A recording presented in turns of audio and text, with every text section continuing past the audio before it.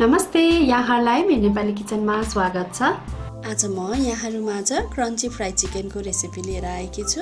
घरैमा सजिलैसँग बनाउन सकिने यो क्रन्ची फ्राई चिकनको स्वाद पनि एकदमै मिठो हुन्छ। आउनुहोस् बनाउन सुरु गरौँ है त। यहाँ मैले 500 ग्राम चिकनलाई लिएकी छु।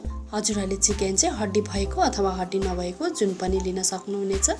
र यो चिकनको पिस चाहिँ मैले यसरी हल्का पातलो गरी काटेर लिएकी छु।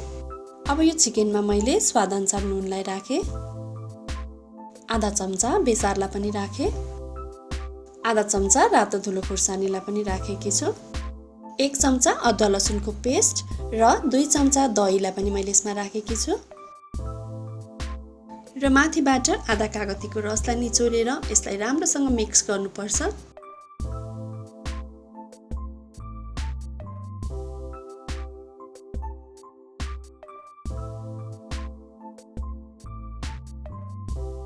अब चिकन मेरिनेट भइसकेको छ। अब चाहिँ आधादेखि 1 घण्टासम्म हामी यसलाई छोपेर फ्रिजमा राख्छौँ।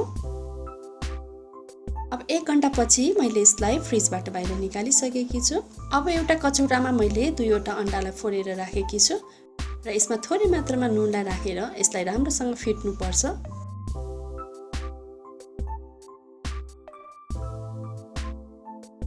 अब चाहिँ मेरिनेट भएको चिकनलाई हामीले मैदामा राखेर सबैतिर मैदा लाग्ने गरी लगाउनु पर्छ।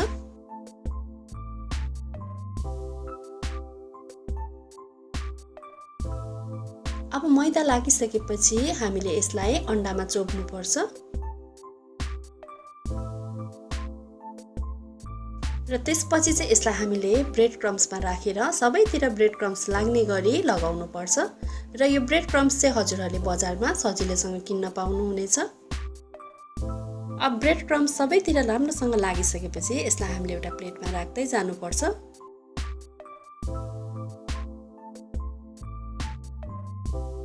अब चिकन फ्राई गर्नका लागि मैले ग्यासमा तेललाई तताइसकेकी छु।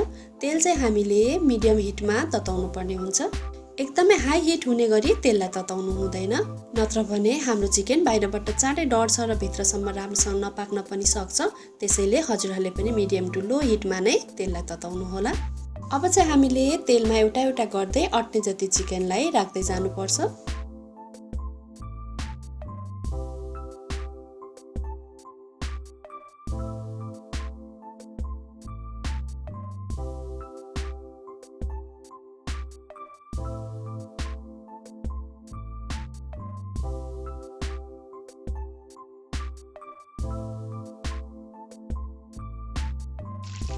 अब 5 मिनट जति चिकन फ्राई भइसकेपछि हामीले यसलाई अर्कोपट्टि पल्टाउनु पर्छ।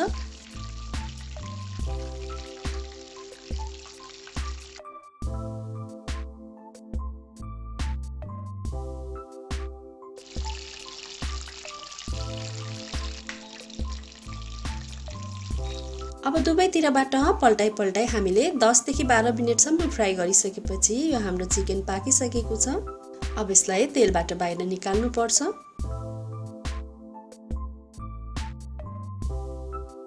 यसरी तयार भएको यो तातो क्रन्ची फ्राई चिकनलाई हामीले आफूलाई मन परेको सस अथवा अचारसँग सर्भ गर्न सक्छौँ। यो क्रन्ची फ्राई चिकन चाहिँ बाहिरबाट एकदमै क्रन्ची र भित्रबाट सफ्ट बनेको छ र यसको स्वाद पनि एकदमै मिठो बनेको छ। हजुरहरूले पनि एकपटक अवश्य पनि घरमा बनाएर यो क्रन्ची फ्राई चिकन ट्राई गर्नुहोला। आशा छ यहाँहरूलाई मन पर्नेछ। यहाँहरूलाई मेरो भिडियो कस्तो लाग्यो? मन पर्यो भने लाइक, कमेन्ट र सेयर अवश्य पनि गरिदिनु होला। यहाँहरूले मेरो नेपाली किचनको फेसबुक पेज र इन्स्टाग्राममा पनि मलाई फलो गरिदिनु होला। र यदि च्यानललाई सब्स्क्राइब गर्नुभएको छैन भने सब्स्क्राइब गरेपछि छेउमा रहेको बेल आइकनलाई अवश्य क्लिक गरिदिनु होला। यसले गर्दा मेरो नयाँ भिडियोहरूको नोटिफिकेसन यहाँहरूमाझ सजिलै आउने गर्छ। हस् त, यहाँहरूको दिन सुखमय बितोस्। धन्यवाद।